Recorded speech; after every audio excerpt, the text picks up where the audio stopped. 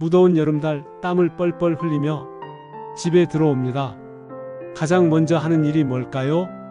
네, 맞습니다.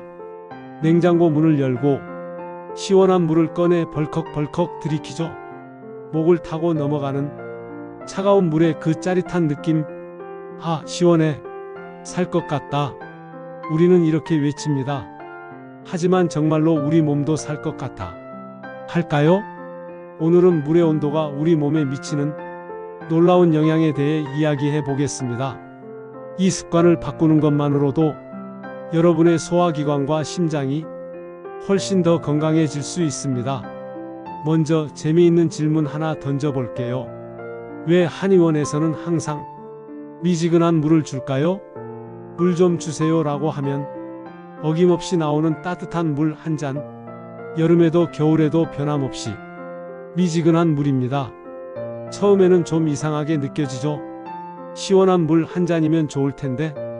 하지만 여기에는 수천 년 동안 축적된 동양의학의 지혜가 숨어 있습니다. 그리고 놀랍게도 현대과학이 이 지혜를 하나하나 증명해내고 있습니다.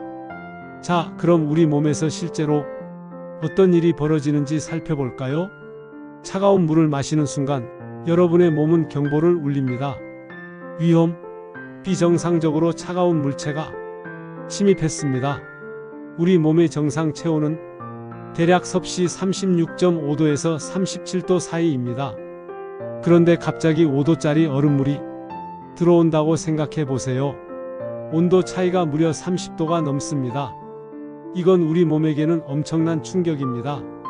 마치 한겨울에 갑자기 찬물 샤워를 하는 것과 비슷한 수준이죠. 그럼 구체적으로 어떤 반응이 일어날까요?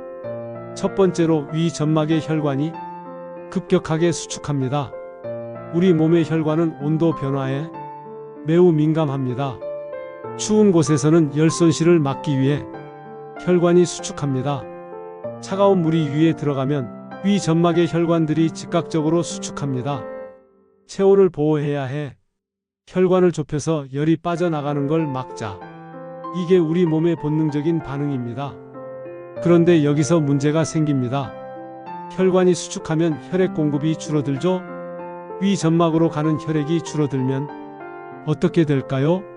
소화액 분비가 감소합니다. 위에서 분비되는 소화효소들, 위산, 점액 같은 것들이 모두 혈액을 통해 공급되는 영양분과 산소로 만들어집니다. 혈액 공급이 줄면 이런 소화액들이 제대로 만들어지지 않습니다. 결과적으로 음식물이 제대로 소화되지 않는 거죠. 실제로 연구 결과를 보면 차가운 물과 함께 식사를 하면 소화 시간이 평균 20% 정도 더 길어진다고 합니다. 이것이 바로 소화 불량의 원인이 됩니다. 두 번째 문제는 면역 기능입니다. 많은 분들이 모르시는 사실인데 우리 위장에는 면역세포가 엄청나게 많이 분포되어 있습니다. 전체 면역세포의 약 70%가 장에 있다고 하니까요. 이 면역세포들도 혈액을 통해 영양분과 산소를 공급받습니다. 그런데 차가운 물로 인해 혈관이 수축하면 어떻게 될까요? 면역세포들의 활동이 둔해집니다. 마치 추운 겨울 아침에 몸이 굳어서 움직이기 힘든 것처럼 말이죠. 면역세포들도 제 기능을 발휘하지 못합니다. 특히 감기나 독감 같은 감염병이 유행할 때 차가운 물을 자주 마시면 면역력이 떨어져서 병에 걸리기 쉬워집니다. 세 번째로 혈압에 영향을 미칩니다. 이건 특히 중요한 내용입니다. 차가운 물이 몸에 들어가면 혈관이 수축한다고 했죠? 혈관이 수축하면 같은 양의 혈액을 보내기 위해 심장이 더 세게 펌프질을 해야 합니다. 그 결과 혈압이 순간적으로 올라갑니다. 젊고 건강한 사람들에게는 큰 문제가 안 될 수 있습니다. 하지만 고혈압이 있는 분들, 혈관이 약한 노년층, 심혈관 질환이 있는 분들에게는 이게 위험할 수 있습니다. 실제로 여름철에 차가운 물을 급하게 마시고 응급실에 실려오는 경우가 종종 있습니다. 갑작스러운 혈압 상승으로 인한 심혈관 사고죠. 그럼 여기서 질문 하나 더 드려볼게요. 왜 우리는 차가운 물을 마시고 싶어 할까요? 이유는 간단합니다. 시원하니까요. 당장은 정말 기분이 좋습니다. 하지만 여기에는 흥미로운 과학적 메커니즘이 숨어 있습니다. 차가운 물을 마시면 우리 입과 목이 온도 감각 수용기가 강하게 자극됩니다. 와, 시원해. 이 신호가 뇌로 전달되면서 우리는 즉각적인 만족감을 느낍니다. 하지만 이건 일시적인 감각일 뿐입니다. 실제로 체온을 효과적으로 낮추는 건 차가운 물이 아니라 미지근한 물입니다. 이게 무슨 말이냐고요? 역설적으로 들리지만 사실입니다. 차가운 물을 마시면 우리 몸은 체온을 보호하기 위해 더 많은 열을 생산합니다. 추운 게 들어왔어? 체온을 유지해야 해. 이렇게 반응하면서 신진대사를 높이고 열 생산을 늘립니다. 그래서 차가운 물을 마신 후 잠깐은 시원하지만 조금 지나면 오히려 더 덥게 느껴질 수 있습니다. 반면 미지근한 물은 체온과 비슷하기 때문에 우리 몸에 부담을 주지 않습니다. 몸이 과도하게 반응하지 않고 자연스럽게 수분을 흡수하면서 체온을 안정적으로 유지합니다. 실제로 사막 지역 사람들을 보면 재미있는 사실을 발견할 수 있습니다. 중동이나 북아프리카의 사막 지역 사람들은 뜨거운 차를 마십니다. 섭씨 50도가 넘는 폭염 속에서도 말이죠. 처음 보면 이상하게 느껴지지만 이게 오히려 체온 조절에 더 효과적입니다. 따뜻한 차를 마시면 몸이 자연스럽게 땀을 흘리면서 열을 배출합니다.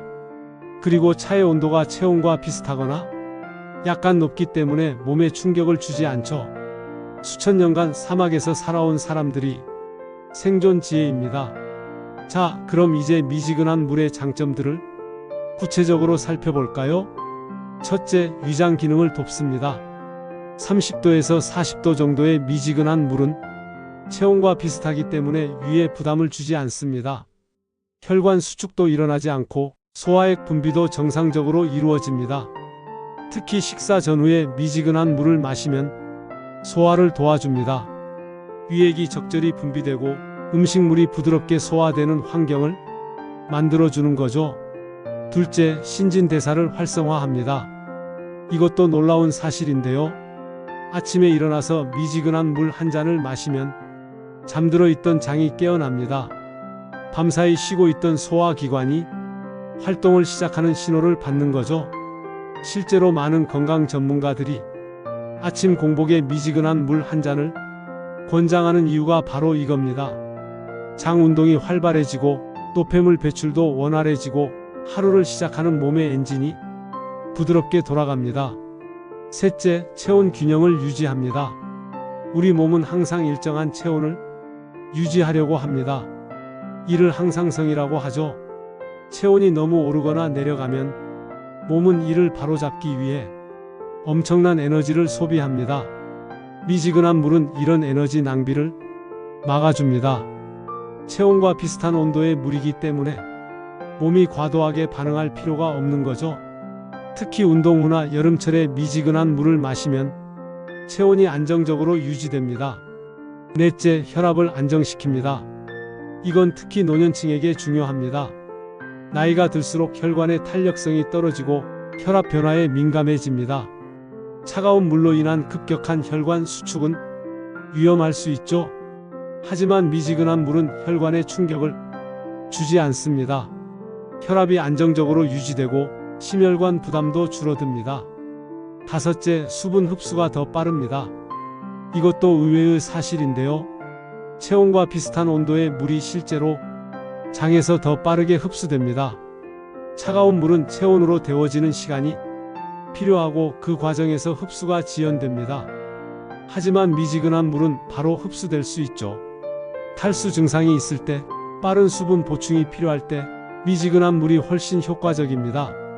그럼 실생활에서 어떻게 적용할 수 있을까요? 구체적인 팁을 몇 가지 드리겠습니다. 첫째, 아침 기상 후 미지근한 물 한 잔으로 하루를 시작하세요. 공복에 마시는 미지근한 물은 장을 깨우고 노폐물 배출을 돕고 신진대사를 활성화합니다. 꿀을 한 스푼 타서 마시면 더 좋습니다. 에너지도 보충되고 장 건강에도 도움이 되거든요. 둘째, 냉장고에서 꺼낸 물은 5분 정도 기다렸다 마시세요. 여름철에 차가운 물이 마시고 싶다면 냉장고에서 바로 꺼내지 말고 잠시 실온에 두세요. 5분에서 10분 정도만 기다려도 온도가 많이 올라갑니다. 셋째, 보온병을 활용하세요. 미지근한 물을 보온병에 담아두면 적정 온도를 오래 유지할 수 있습니다. 사무실이나 외출할 때 보온병에 미지근한 물을 담아가면 언제든 마실 수 있죠. 요즘은 온도 표시가 되는 똑똑한 보온병들도 많습니다. 넷째, 식사 중에는 뜨겁거나 차가운 물을 피하세요. 식사 중 얼음물을 마시는 건 최악입니다. 소화를 방해하거든요. 반대로 너무 뜨거운 물도 식도와 위 점막을 자극할 수 있습니다. 미지근한 물이 가장 이상적입니다. 다섯째, 운동 후에도 미지근한 물을 마시세요. 운동 후에는 몸이 뜨겁다고 얼음물을 찾게 되는데 이것도 좋지 않습니다. 급격한 온도 변화가 심장에 부담을 줄 수 있거든요. 운동 후에도 미지근한 물로 천천히 수분을 보충하는 게 안전합니다. 여기서 혹시 이런 의문이 드실 수 있습니다. 그럼 차가운 물은 절대 마시면 안 되나요? 아닙니다. 절대적으로 금지할 필요는 없습니다. 가끔 정말 더울 때 시원한 물 한 모금 마시는 건 괜찮습니다. 중요한 건 습관입니다. 일상적으로 습관적으로 차가운 물만 마시는 게 문제인 거죠. 특히 이런 경우에는 꼭 피하셔야 합니다. 식사 직전이나 식사 중, 아침 공복, 운동 직후 몸이 뜨거울 때, 그리고 고혈압이나 심혈관 질환이 있는 경우입니다. 재미있는 사실 하나 더 말씀드릴게요. 세계 장수 지역들을 연구한 결과가 있습니다. 일본의 오키나와, 이탈리아의 사르데냐, 그리스의 이카리아 섬 같은 곳들이죠. 이 지역 사람들의 공통점 중 하나가 뭔지 아세요? 차가운 음료를 거의 마시지 않는다는 겁니다. 대부분 상온의 물이나 따뜻한 차를 마십니다. 물론 이것만이 장수의 비결은 아니겠지만 작은 습관들이 모여서 건강한 삶을 만드는 거겠죠? 한의학에서는 이런 말이 있습니다. 물 한 잔도 약이 될 수 있고 독이 될 수도 있다. 물의 온도, 마시는 시간, 마시는 속도 하나하나가 모두 중요하다는 뜻입니다.